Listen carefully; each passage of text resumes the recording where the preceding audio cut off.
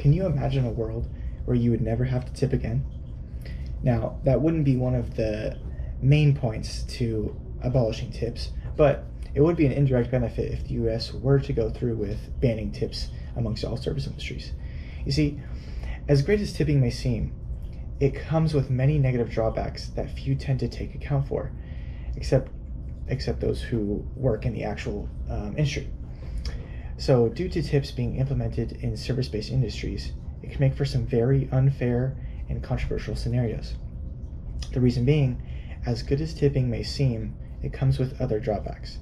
This includes a much lower wage amongst all of the service-based workers, and discrimination can also be caused amongst employees due to customers' personal biases amongst or with each employee.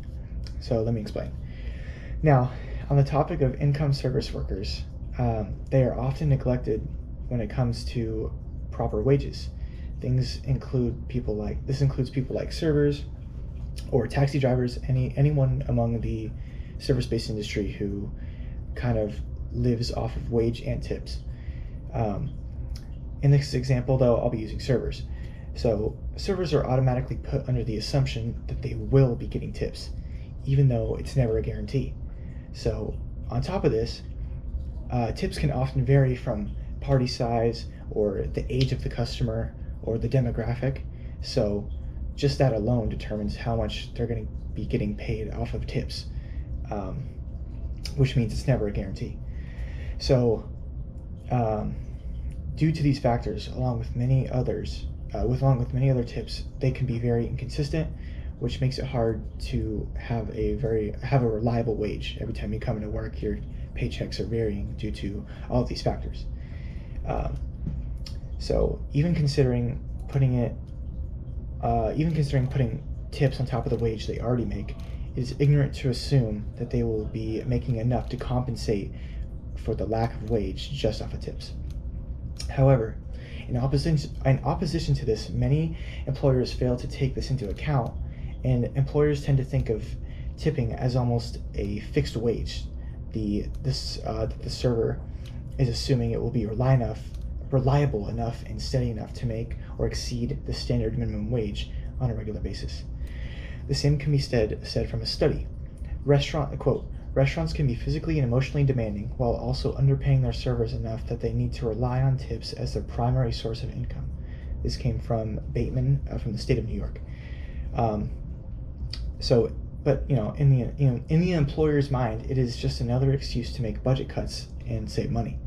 So in turn, what this does is it causes the employer to give lower wages to their servers, while the server is assuming and hoping that they will receive enough of the right amount of tips to compensate for what they aren't getting paid, which is not fair by any means. And secondly, on top of what servers already aren't getting paid due to whether it be a lack of tips or just the regular wage anyways, another factor that can severely decrease what they're getting tipped is due to bias discrimination from customers. This can further lead to them making less and less money on top of the money they already don't make. But of course, with the implementation of getting rid of tips, this was completely get rid of bias that is associated with customers and employees, because there'd be no need to tip anyways, and they'd be making a fair wage. The harsh truth is that many customers will oftentimes give a bigger tip to the server who might be better looking or who appeals to their liking more in certain ways, which means that a server can oftentimes get more tips just because of a customer's liking. So this creates a lot of room for controversy and discrimination.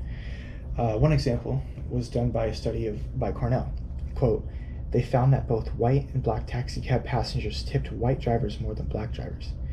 Now, this isn't directly related, but it still gives into the fact that,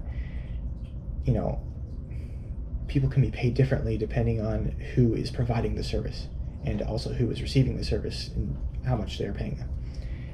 So this gives a great example. Employees have no control over their looks or appearance, or however the customer has exact control over how much they can contribute.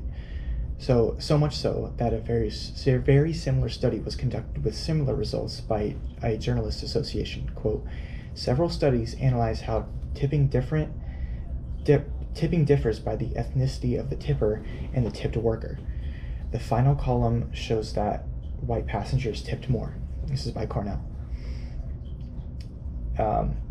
So tipping very much contributes to discrimination among servers due to customers often tipping less because they receive servers who do not align with their personal biases regarding race, gender, or physical appearance, which shouldn't even be in the question when providing a tip, or paying a worker, which is why tips should be completely abolished. So, thank you.